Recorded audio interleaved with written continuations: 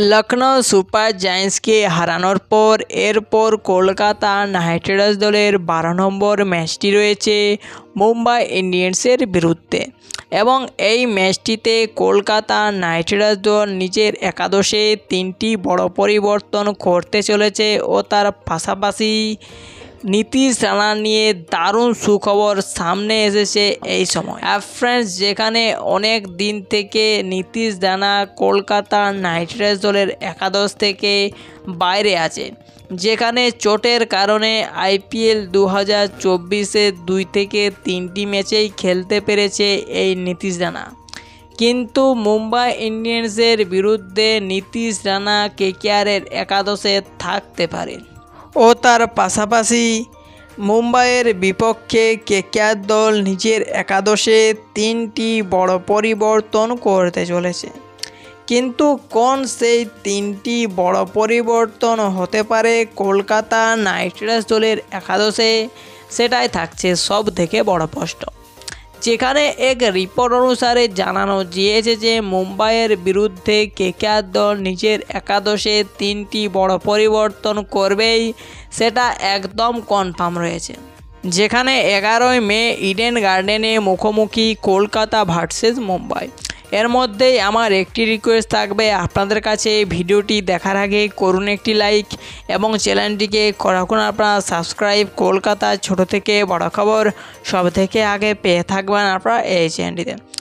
Friends, যেখানে Kolkata night Riders দলের mentor Gautam গম্ভীরের সিদ্ধান্তে কেকেআর দল নিজের একাদশে 3টি বড় পরিবর্তন করতে চলেছে। ফ্রেন্ডস, যেখানে নীতিশ রানা নিয়ে অনেক সুন্দর খবর সামনে এসেছে। যেখানে এক রিপোর্ট অনুযায়ী জানানো গিয়েছে যে নীতিশ রানা আর কয়েকদিন পরে পুরোপুরিভাবে ফিট হয়ে যেতে পারে। ফ্রেন্ডস, যেখানে নীতিশ রানা চোটের কারণে অনেক দিন থেকে আইপিএলের মাঠ থেকে বাইরে রয়েছে।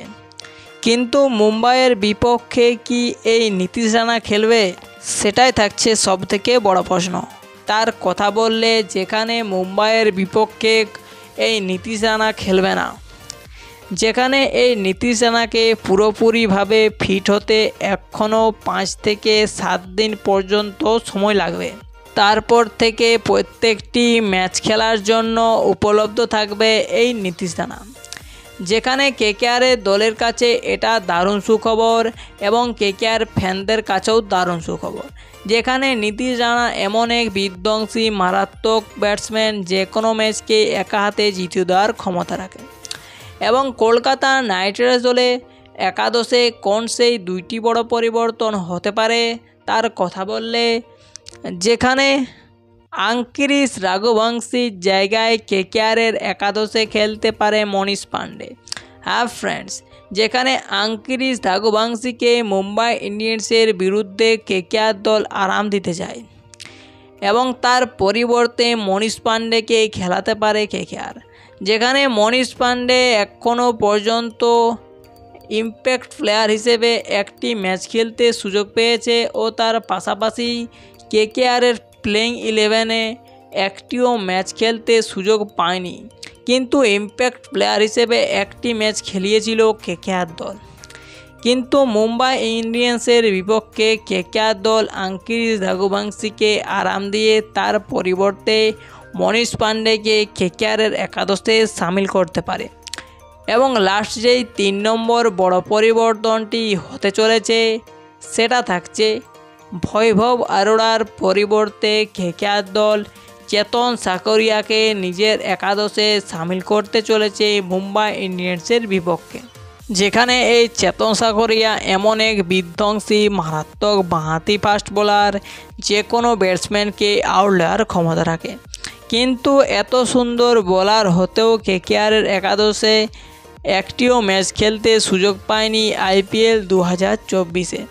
যেখানে কেকেআরের দলের কাছে ভারতীয় ফাস্ট বোলার হিসেবে হর্ষিত রানা ও বৈভব অরোরা প্রত্যেকটি ম্যাচে কেকেআরের একাদশে খেলছে।